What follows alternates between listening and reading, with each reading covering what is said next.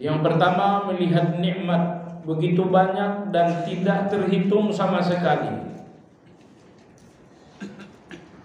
Dan yang kedua, dia melihat bahwa satu pun nikmat itu nggak ada yang bisa digambarkan sama sekali. Dan yang ketiga, dia pun melihat bahwa seluruh nikmat ini datang karena kebaikan Allah, bukan karena kebaikan diri. Dan yang keempat, melihat kelemahan dan kekurangan diri dalam mensyukuri semua nikmat-nikmat tersebut. Kalau empat hal ini ada dalam diri Anda, maka Anda dinamakan orang yang menyadari nikmat. Kesadaran yang kedua adalah kesadaran terhadap dosa. Kapan dinamakan seseorang sadar atas dosa diri sendiri? Yang pertama, ketika Anda melihat dosa tidak sekedar kesalahan, tetapi kehancuran. Anda tidak melihat dosa sekedar pelanggaran, tapi sebuah azab. Dosa saya, azab buat saya. Dan selanjutnya. Yang kedua, dinamakan seseorang sadar akan dosa apabila ia berjuang untuk memperbaiki. Kemudian yang ketiga, orang yang sadar dosa berusaha untuk memutus segala ikatan-ikatan dosa dalam hati. Artinya, hati yang masih melihat sebuah dosa manis, sebuah dosa nikmat, ini hati yang masih terikat dengan dosa. Tapi kalau hati Anda melihat dosa dan yang terlihat adalah pahit, Anda melihat dosa yang terlihat adalah keburukan, ini berarti ikatan hati dengan dosa sudah lepas. Dan yang terakhir, orang yang sadar dosa berjuang untuk membersihkan diri dari dosa. Dan Imam Ibnu Qayyim telah berbicara tentang 10 deterjen pembersih dosa. Hari ini pada halaman 235, Imam Ibnu Qayyim rahimahullah, begitupun Imam Abu Ismail, mengajak kita untuk kembali pada pembahasan tentang nikmat. Kalau kemarin pembahasannya adalah tentang hasil sadar nikmat, hasilnya 1, 2, 3, 4. Nah, sekarang ini beliau ingin menjelaskan bagaimana agar Anda melihat nikmat. Kadang-kadang nikmat itu ada, tapi kita enggak merasa ada. Nah, Imam Abu Ismail Al-Harawi, begitu juga dengan Imam Ibnu Qayyim, mengatakan tanpa 3 hal seseorang tidak akan melihat nikmat. Fa amma ma'rifatun ni'mah fa innaha tasfu bi 3 asya'. Adapun mengetahui nikmat, maka pengetahuan terhadap nikmat itu akan jelas tanpa debu dengan 3 kacamata. Kalau Anda memiliki 3 kacamata untuk melihat nikmat, maka Anda akan melihat nikmat jelas tanpa tertutup selembar debu pun. Jemaah sekalian yang saya hormati, dalam penjelasannya di bawah, Imam Ibnu Qayyim rahimahullah mengatakan bahwa melihat nikmat sebuah cahaya yang Allah letakkan dalam hati seseorang. Karena orang-orang yang hatinya gelap, mereka nggak akan melihat nikmat itu. Ibnu Qayyim rahimahullah mengatakan sebagian orang yang malang hanya melihat nikmat Allah sebatas makan dan minum. Mereka hanya melihat nikmat Allah sebatas nikmat yang bersentuhan dengan lahiriah. Ada makan, ada minum, ada pakaian, ada rumah, ada kendaraan, ada kesehatan. Ibnu Qayyim berkata mereka-mereka yang hanya melihat nikmat pada hal-hal yang bersifat lahiriah, ini orang-orang malang. Artinya mereka hanya akan melihat nikmat sedikit, padahal nikmat itu tidak terhitung. Nikmat Allah di dalam hati kita jemaah sekalian jauh lebih banyak daripada nikmat Allah dalam lahiriah kita. Jadi nikmat Allah di dalam hati kita jauh lebih banyak daripada nikmat Allah dalam lahiriah kita. Misalnya Allah letakkan dalam hati kita keimanan. Misal yang kedua, ketika Allah menguji lahiriah kita dengan sakit, Allah uji kehidupan kita dengan musibah, saat yang sama Allah letakkan dalam hati kita kesabaran. Ujian seberat apapun bersamaan dengan kesabaran, percayalah, ujian ini seolah-olah enggak terasa. Jadi ujian itu pahit, tapi akan ternetralisir pahit ujian bersama dengan kesabaran. Jadi pahit ujian itu ada dalam hati kita.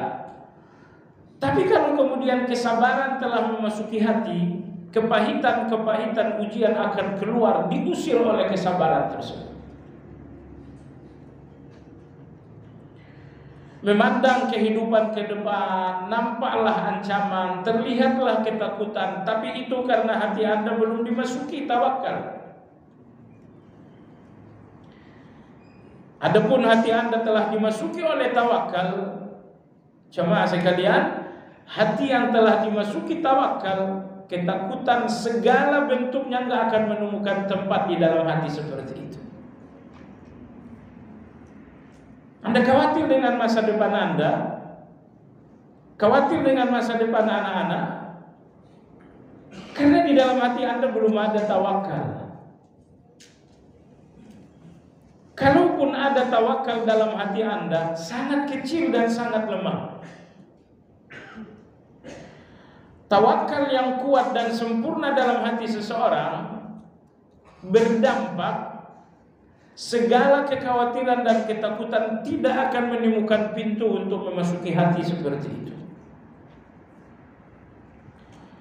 Jadi Allah melepaskan Anda dari ketakutan bukan dengan uang yang banyak. Allah membebaskan Anda dari kekhawatiran bukan dengan harta dan aset yang banyak. Tetapi Allah masukkan, Allah jatuhkan dalam hati Anda tawakal, sehingga segala khawatir dan tawakal, segala khawatir dan takut tidak menemukan pintu sama sekali memasuki hati Anda. Jadi kita tak khawatir dengan ujian-ujian lahiriah, bahwa saya sakit, bahwa saya A, bahwa saya B. Semua ujian lahiriah ini itulah dunia.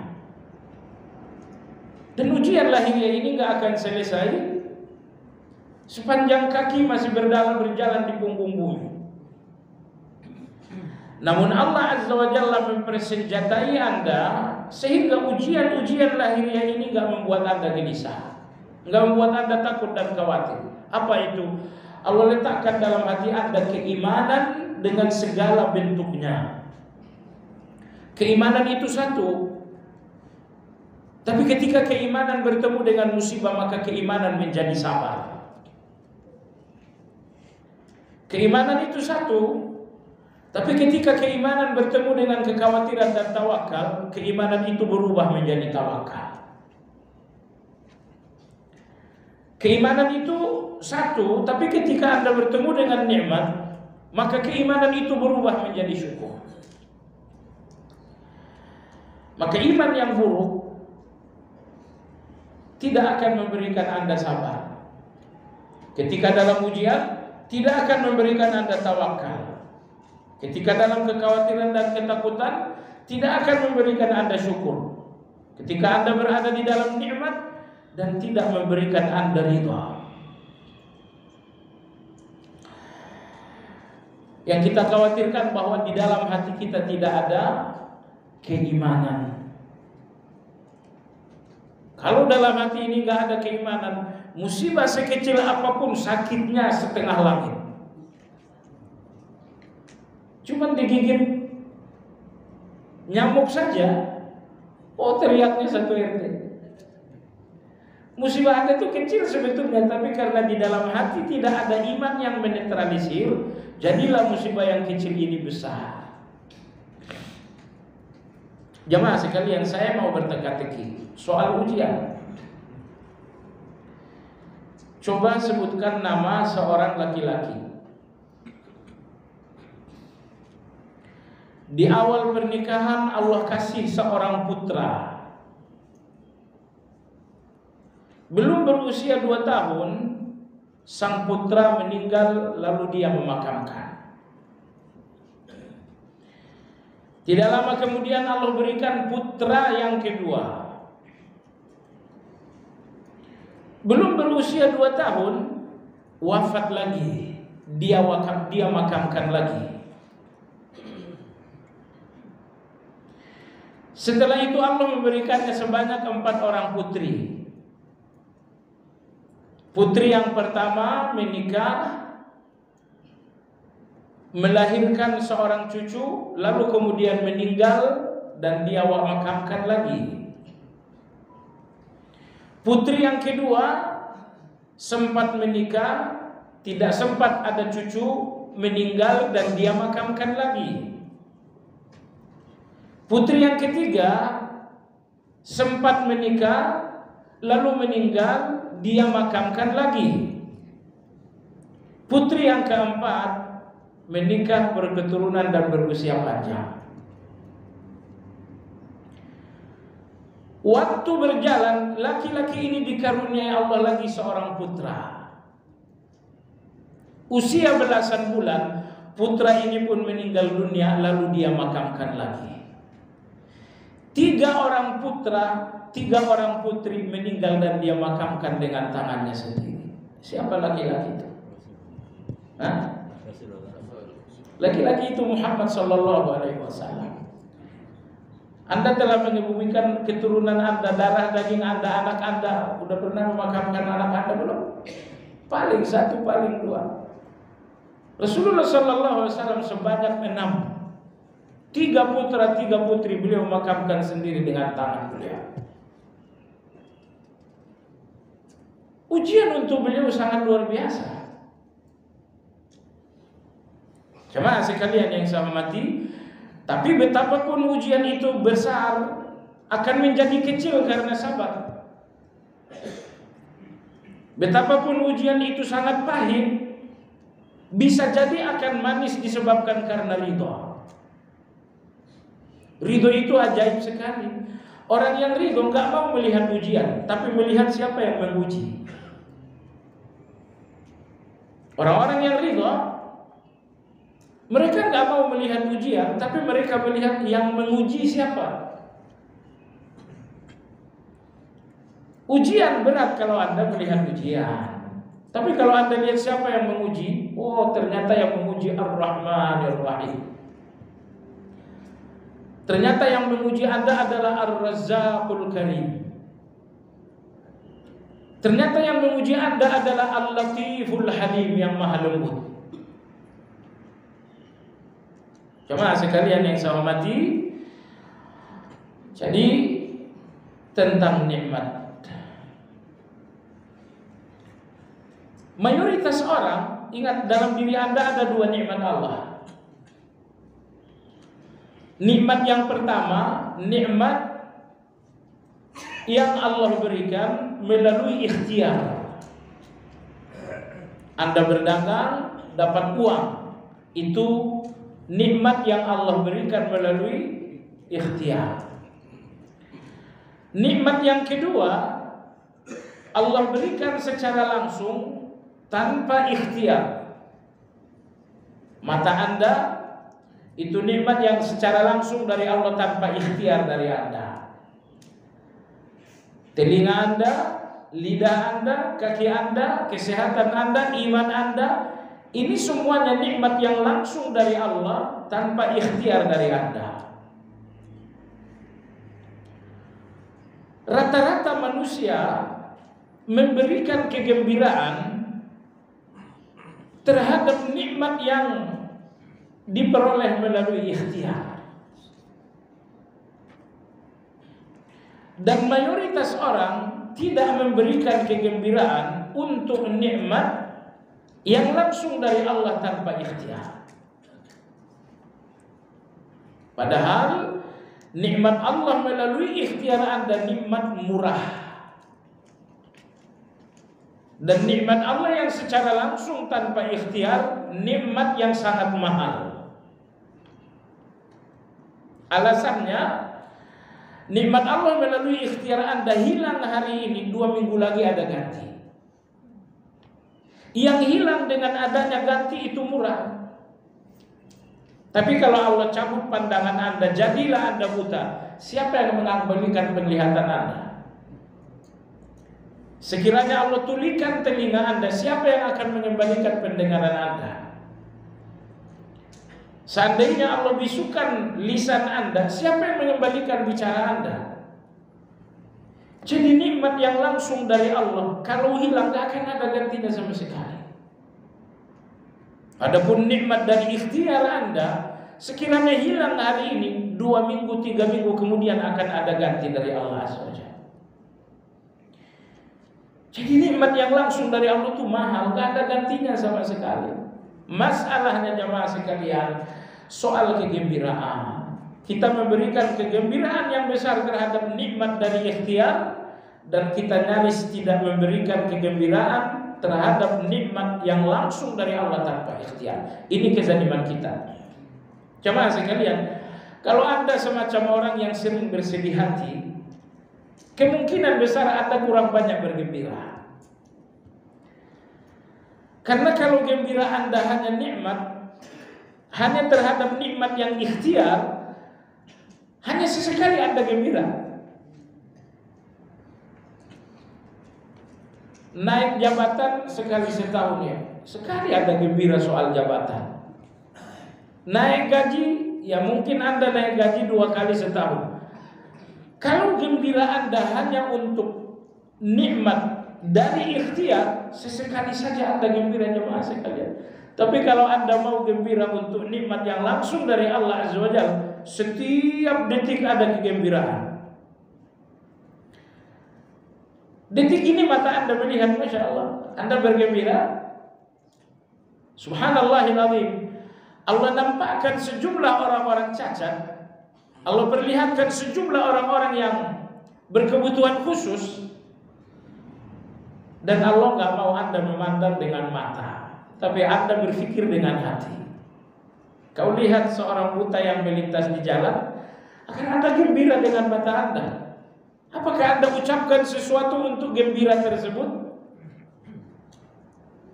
Coba sekalian, hukuman karena kita tidak terlalu bergembira atas nikmat yang langsung dari Allah, bahwa Anda sering bersedih, Anda sering gelisah.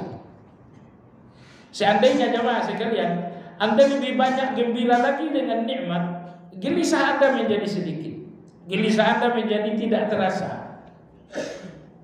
Allah berfirman dalam surat Yunus, "Qul bi fadlillah wa bi rahmatihi fabidzalika falyafrahu huwa khairum mimma yajma'un." Terjemahan secara bebas, Allah ingin agar kita gembira dengan semua pemberian Allah. Anda berkaca, Anda lihat, Masya Allah, betapa wajah Anda ganteng, cakap. Mata Anda, oh Masya Allah, luar biasa, masih bisa baca. Lisan Anda, Masya Allah, masih bisa tilawah Al-Quran, berbicara dengan orang. Nikmat-nikmat ini semua harus jadi gembira. Mata Anda harus jadi gembira Anda, telinga Anda harus jadi gembira Anda, lisan Anda harus jadi gembira Anda. Sehingga gembira Anda banyak sekali. Sehingga gembira Anda ramai sekali. Kalau Anda mau bergembira lebih banyak, niscaya gelisah Anda akan berkurang. Tapi Anda dan saya lalai bergembira, maka datanglah gelisah itu lebih besar dari yang sesungguhnya. Gelisah itu nggak datang seperti ukurannya, tapi gelisah itu datang lebih besar dari ukuran yang sesungguhnya. Misalnya gelisah Anda misalnya nilai 5, lalu datanglah musibah ini nilai 100. Kenapa gelisah datang lebih besar dari yang sesungguhnya? Karena Anda jarang-jarang bergembira. Oke, sebab itu jemaah sekalian yang saya hormati, di antara ibadah yang kita abaikan, tidak banyak bergembira. Anda tahu kenapa Anda sedikit bergembira? Karena Anda sedikit merenung. Karena Anda tidak banyak merenung. Anda bangun pagi hari, Anda buka mata, Masya Allah, mata masih melihat. Anda tidak banyak merenung. Baik. Imam Ibnu Qayyim rahimahullah mengatakan bahwa nikmat Allah akan jelas tapi dengan 3 kacamata. Kacamata yang pertama adalah binuril aql, dengan cahaya akal, maksudnya dengan perenungan. Cobalah merenungi hidup Anda jemaah sekalian. Anda lahir di sebuah desa, Allah berikan Anda kedua orang tua, kehidupan bergerak menjadi Anda lebih menjadi anak-anak, menjadi Anda dewasa. Allah perjalankan kehidupan Anda dari A, B, dan C hingga akhirnya Anda berdiri di atas kehidupan yang sekarang. Anda ingat bahwa dulu Anda hidup dalam kelalaian, makanan kotor dan bersih tidak peduli, sampai akhirnya Allah berikan Anda kesadaran. Anda ingat dulu bahwa Anda acuh dengan salat, nggak peduli dengan dosa, sampai akhirnya Allah berikan Anda nikmat hidayah. Dulu Anda terkubur dalam banyak kejahatan, hingga akhirnya Allah selamatkan Anda dengan hijrah. Duduk merenungi nikmat, ibadah yang sangat agung. Karena orang-orang yang nggak merenungi nikmat nggak mengakui nikmat. Padahal rukun pertama untuk bersyukur, akui nikmat.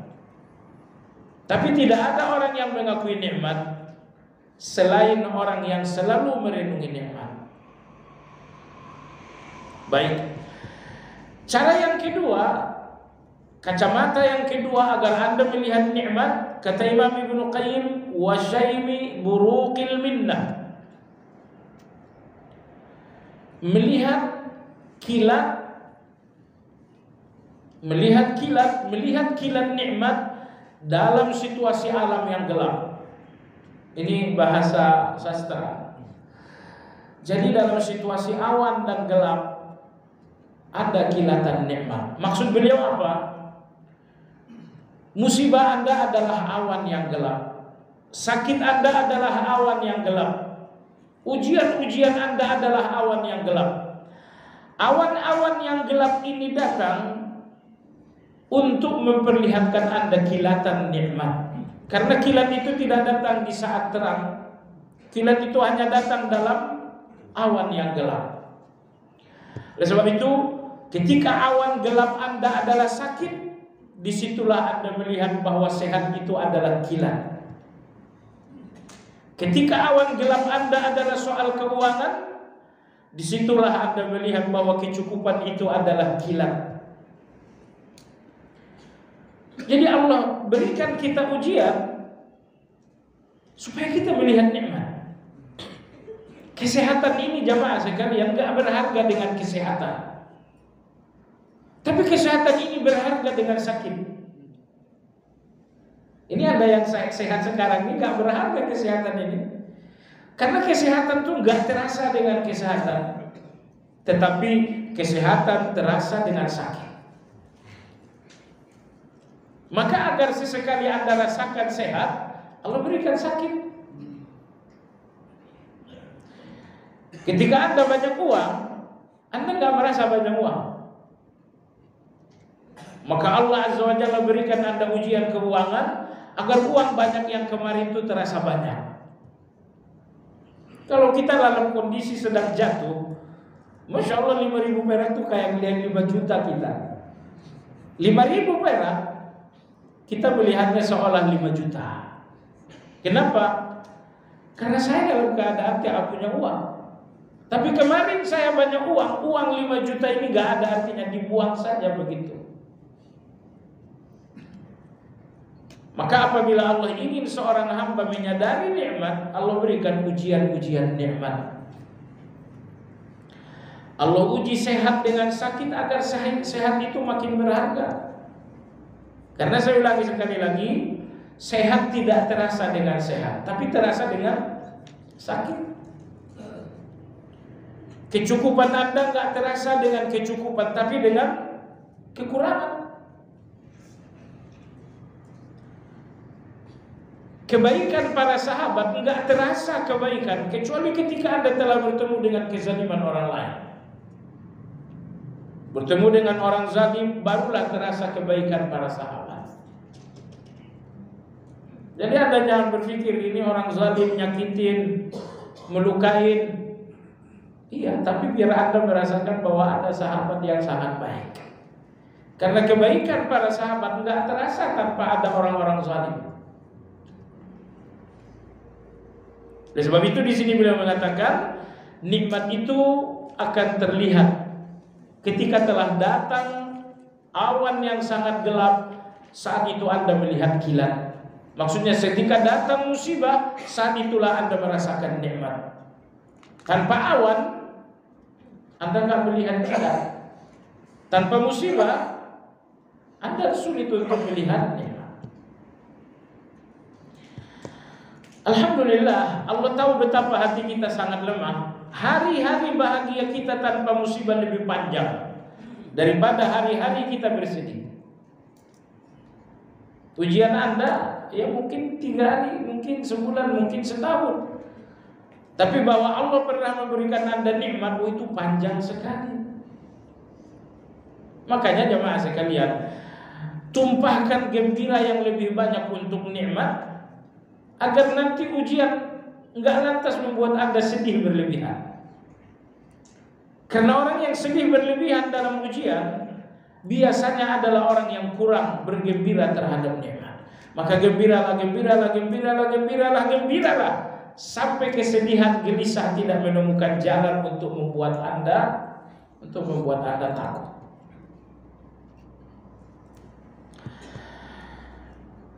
Baik. Jadi lihatlah nikmat dengan perenungan, lihatlah nikmat dengan ujian. Dan yang ketiga kata Imam Al-Harawi, wal i'tibar bi ahlil bala. Renungi keadaan orang-orang yang sedang berada dalam ujian. Pergilah ke rumah sakit, lihatlah orang yang mengerang sakit karena kaki patah. Oh, Anda akan rasakan kaki Anda ini luar biasa. Pergikanlah ke rumah sakit, lihatlah orang-orang yang A, yang B, yang C, yang D. Al-i'tibar bi ahlil bala. Pelajarilah orang-orang yang berada dalam ujian agar Anda melihat nikmat yang sangat besar dalam hidup Anda. Oleh sebab itu di sini Ibnu Qayyim rahimahullah mengatakan, di antara kesempurnaan nikmat bagi penghuni surga, Allah nampakkan kepada mereka penghuni neraka. Ini orang-orang yang telah sampai di surga, dan Anda insya Allah salah satunya. Setelah para penghuni surga sampai di surga, Allah nampakkan kepada mereka penghuni neraka. Kenapa demikian? Kata Imam Ibnu Qayyim rahimahullah, karena nikmat surga akan semakin terasa nikmat setelah melihat keadaan orang-orang yang berada di neraka. Saya punya motor, saya nggak rasakan motor saya ini indah kecuali kalau saya lihat orang yang jalan kaki. Oh, motor saya ini ternyata bagus sekali. Jadi saya ulangi kata Imam Ibnu Qayyim rahimahullah, di antara kesempurnaan nikmat terhadap penghuni surga, bahwa Allah nampakkan kepada mereka keadaan penghuni neraka. Wanada dalam surat Al-Araf, Allah Subhanahu wa taala membuka tabir sehingga terjadi sahut-sahutan antara penghuni surga dan penghuni neraka. Cuman Anda jangan berpikir berapa jauh jaraknya. Mungkin jaraknya, karena sahut-sahutan kalau di Indonesia jarak 3 meter, 30 meter gitu. Ini tidak. Allah buka tabir sehingga penghuni surga melihat keadaan penghuni neraka, bahkan terjadi sahut-sahutan. Allah berfirman, wa nada ashabul jannati ashaban nar. Pertama penghuni neraka dulu bicara. Wa nada ashabun nari ashabal jannah. Penghuni neraka melihat keadaan penghuni surga. Oh, maka keadaan sakit menjadi lebih sakit. Sebab kalau keadaan saya sakit dan yang saya lihat sakit, sakit saya menjadi kurang. Ternyata saya gak sendirian kan itu. Tapi kalau keadaan sakit saya lihat orang sehat, oh sakit ini menjadi sakit. Kapan saya bisa seperti dia? Kok lama sekali sakit? Maka penghuni neraka dinampakkan oleh Allah kepada mereka penghuni surga agar neraka lebih sakit. Dan Allah Azza wa Jalla membiarkan terjadi komunikasi sahut menyahut antara penghuni surga dan penghuni neraka. Wa nada ashabun nar ashabal jannah afidu alaina minal ma'i mimma razaqakumullah. Penghuni neraka berkata, wahai kalian penghuni surga siapapun orangnya, berikanlah air setetes 2 tetes. Tidak tahan dahaganya di dalam neraka ini. Lapar, dahaga, tapi yang mereka minta adalah dahaga, air. Karena dahaga lebih sakit daripada sekedar lapar.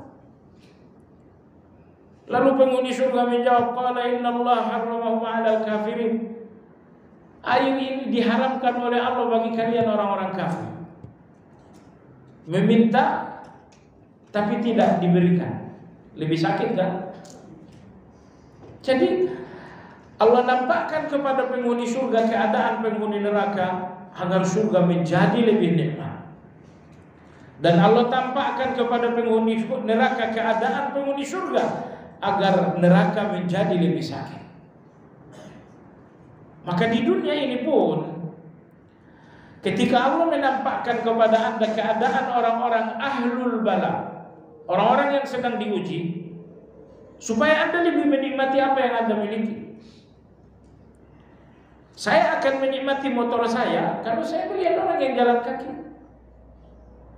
Yang jalan kaki pun akan menikmati jalan kaki kalau dia melihat orang yang gak bisa jalan. Maka kalau Anda ingin melihat nikmat, lihatlah orang-orang yang berada dalam ujian. Kalau kita nggak banyak-banyak, nggak sering-sering melihat keadaan orang yang sedang ujian, kadang-kadang kita pun sering tidak melihat nikmat dalam diri kita. Baik. Jadi kata Imam Al-Harwi, inilah 3 kacamata untuk melihat nikmat. Pertama, kacamata pertama, merenunglah. Ambil waktu yang lebih banyak untuk merenung. Dengan merenung Anda menemukan sesuatu yang sangat banyak. Allah Subhanahu wa ta'ala mengancam orang-orang yang gak merenung hatinya akan mati. Terkhusus merenungi Al-Quran. Karena merenung itulah yang menghidupkan hati kita. Ya. Kacamata yang kedua adalah ujian. Allah uji Anda dengan sakit agar Anda tahu betapa nikmatnya sehat. Kacamata yang ketiga adalah lihat keadaan orang-orang yang minus. Nah, yang ketiga ini ditegaskan Nabi kita dalam hadis sahih. Beliau bersabda, "Unzuru ila man huwa dunakum wa la tanzuru ila man huwa fawqakum." Kata Nabi SAW, biasakan lebih banyak melihat ke bawah. Dan sedapat mungkin jangan melihat ke atas. Fa innahu ajdaru an la tazdaru bi ni'matillah. Kalau kalian selalu memandang ke bawah, kalian akan menghargai nikmat. Jadi orang yang selalu memandang ke atas tidak pernah melihat nikmat. Tapi orang yang senantiasa melihat ke bawah, mereka lah orang yang terus-menerus melihatnya. Baik. Pembahasan terakhir pada halaman 236, mutala'atul jinayah. Anda tahu kesadaran yang kedua adalah sadar dosa. Hasil dari sadar dosa ada 4. 1, 2, 3, 4 tadi sudah dijelaskan. Nah sekarang bagaimana agar Anda melihat dosa? Orang kafir, orang munafik berdosa tapi tidak melihat dosa, sehingga mereka merasa baik justru dengan dosa yang banyak. Orang-orang beriman, mereka dengan segala kebaikan tapi sangat merasa bersalah di depan Allah. Imam Hasanul Basri rahimahullah mengatakan, orang-orang beriman, orang yang penuh dengan kebaikan tapi dengan rasa takut yang besar kepada Allah. Orang-orang munafik, orang yang penuh dengan dosa tapi dengan hati yang penuh dengan rasa aman. Dua dunia yang betul-betul berbeda. Orang-orang beriman, dengan segala kebaikan mereka takut kepada Allah. Orang-orang munafik, dengan segala kejahatan mereka merasa aman dari Allah Azza wa Jalla. Pada halaman 236, Imam Al-Harwi rahimahullah mengatakan, bagaimana Anda melihat dosa? Jawabannya dengan 3 kacamata. Kacamata yang pertama adalah bita'zimil haqq. Anda akan melihat dosa apabila dalam hati Anda ada keagungan Allah Subhanahu wa taala. Dalam keterangannya di bawah, Imam Ibnu Qayyim mengatakan, karena dosa kepada yang agung lebih terasa daripada dosa kepada yang tidak agung. Saya berikan Anda contoh. Bapak Presiden datang di depan Anda dan Anda buang kulit pisang. Oh, itu terasa bersalah sekali. Anda buang kulit pisang sembarangan. Ini Bapak Presiden datang. Salah di depan orang yang agung sangat terasa. Tapi kulit pisang yang sama, ada kulit pisang, kesalahan yang sama Anda lakukan di depan seorang petugas kebersihan, Anda nggak merasa bersalah. Kesalahannya sama, rasanya berbeda. Kenapa? Kesalahan yang pertama di hadapan seorang presiden, kesalahan yang kedua di hadapan seorang petugas kebersihan. Nah di sini Ibnu Qayyim rahimahullah mengatakan, seandainya Anda tahu keagungan Allah, maka Anda nggak akan melihat kesalahan yang kecil di depan Allah. Tapi Anda tidak melihat keagungan Allah Azza wa Jalla, sehingga kesalahan yang besar pun terasa kecil. Imam Al-Izz bin Abdissalam rahimahullah dalam kitab beliau Syajaratul Ma'arif, beliau mengatakan, orang yang mengenal Allah dalam hatinya positif ada 5 hal. Orang yang mengenal Allah karena memahami nama dan sifat Allah Azza wa Jalla. Apabila benar Anda mengenal Allah, maka positif dalam hati Anda ada 5 hal. Yang pertama, orang yang mengenal Allah berarti dalam hatinya ada keagungan Allah Azza wa Jalla. Ada keagungan Allah. Ada kehormatan Allah Subhanahu wa taala. Ada wibawa Allah Subhanahu wa taala. Oleh karena keagungan Allah ada dalam hati, maka hati ini takut melawan kepada Allah. Karena keagungan Allah ada dalam hati, maka hati ini selalu malu kepada Allah Azza wa Jalla. Malu kalau Allah melihat dia berdosa. Malu kalau di dalam sholat bacaannya nggak baik. Malu kalau dia berzikir sambil tidur. Sebagian orang baca zikir itu seadanya, subhanallah. Dari cara Anda bacakan subhanallah, dipastikan dalam hati Anda nggak ada keagungan Allah. Sebab apabila keagungan Allah ada dalam hati seseorang, akan muncul rasa takut, akan muncul rasa malu. Muncul rasa malu kepada Allah. Bacaan-bacaan seperti tadi, zikir seperti tadi, ini malu di depan Allah Azza wa Jalla. Salat yang suka gerak kanan, gerak kiri, ini malu bagi orang yang hatinya terisi dengan keagungan Allah Azza wa Jalla. Nah, termasuk dosa kecil, Anda tidak melihatnya kecil karena keagungan Allah dalam hati Anda.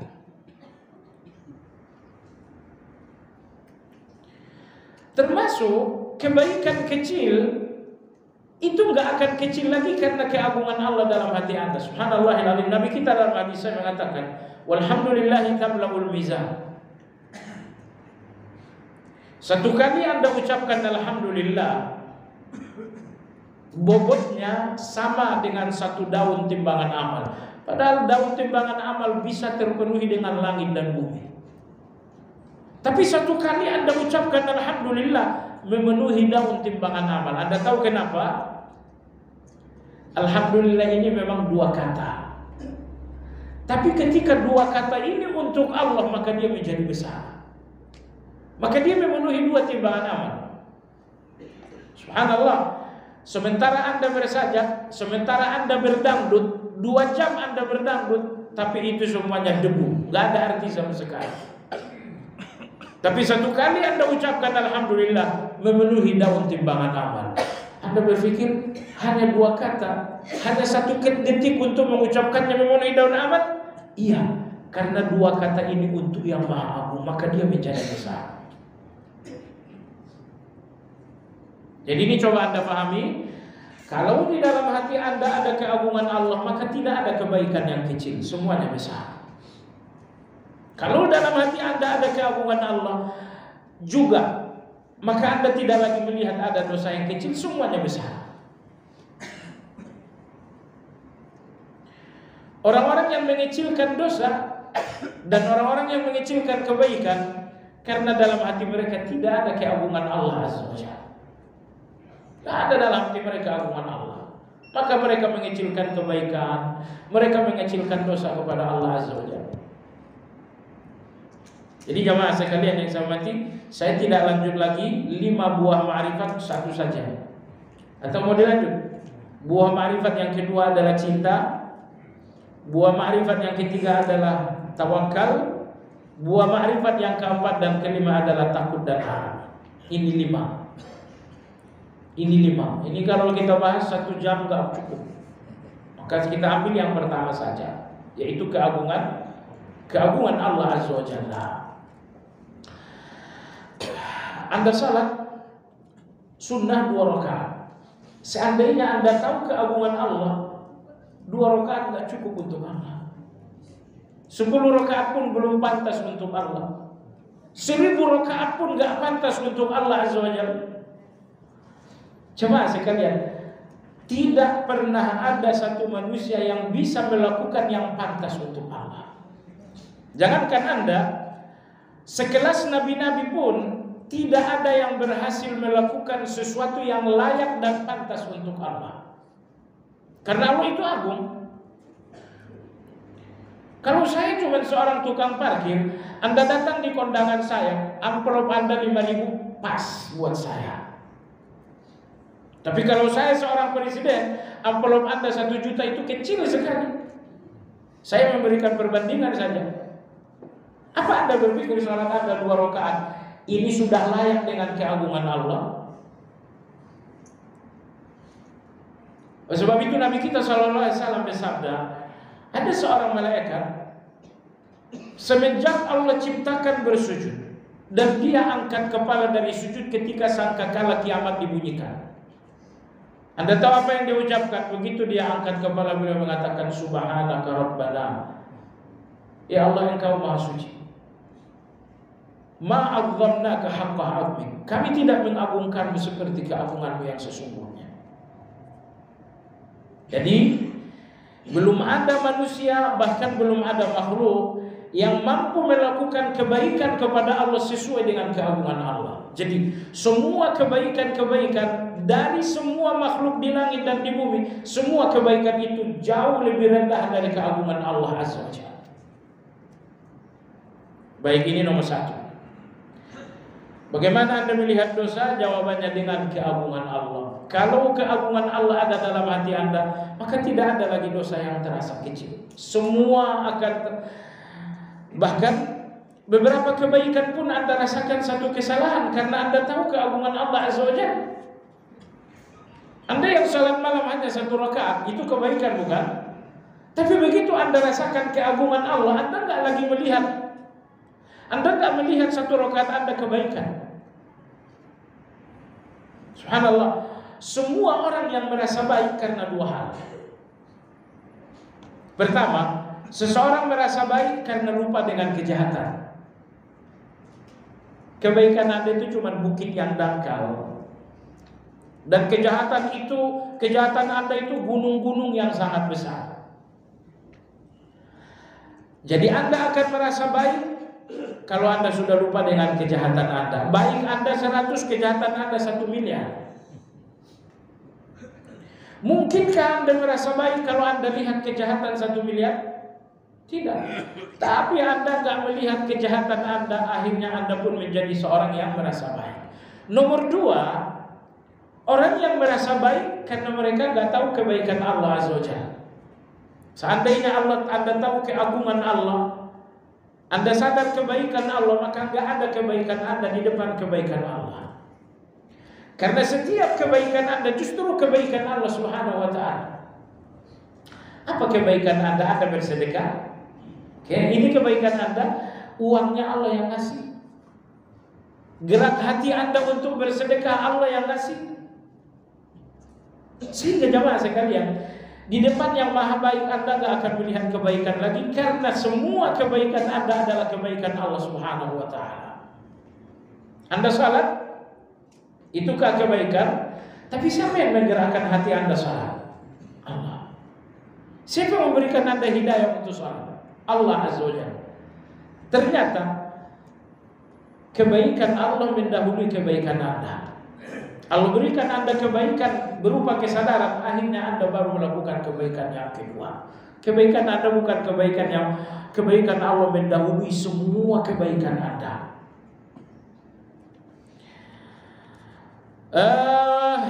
Berikutnya, menyadari dosa yang kedua adalah wa ma'rifatin nafs. Menyadari dosa yang kedua, melihat dosa yang kedua, wa ma'rifatin nafs, karena Anda mengenal diri. Coba kenali lisan Anda, ternyata di sana banyak gibah dan dustanya. Kenali telinga Anda, ternyata di sana banyak dosanya. Kenali hati Anda, Masya Allah, hati ini penuh dengan tong sampah. Abu Dujana radhiyallahu anhu, seorang sahabat yang mulia. Beliau punya banyak kemuliaan, tapi saya berikan 2 kemuliaan. Kemuliaan yang pertama, Abu Dujana ikut dalam perang Badar. Dan Allah berfirman terhadap terhadap semua prajurit Badar. Kata Allah, "Isna'u ma syi'tum faqad ghafartu lakum." Wahai kalian prajurit Badar, silahkan berdosa, ampunan telah mendahului dosa kalian. Kalau kita ampunan setelah berdosa. Kalau prajurit Badar, ampunan sebelum berdosa. Mereka belum berdosa, Allah udah kasih ampunan. Ini prajurit Badar. Abu Dujana salah satu prajurit Badar. Nomor 2, Abu Dujana radhiyallahu anhu ikut dalam perang Uhud. Dalam perang Uhud Rasulullah SAW memberikan pedang.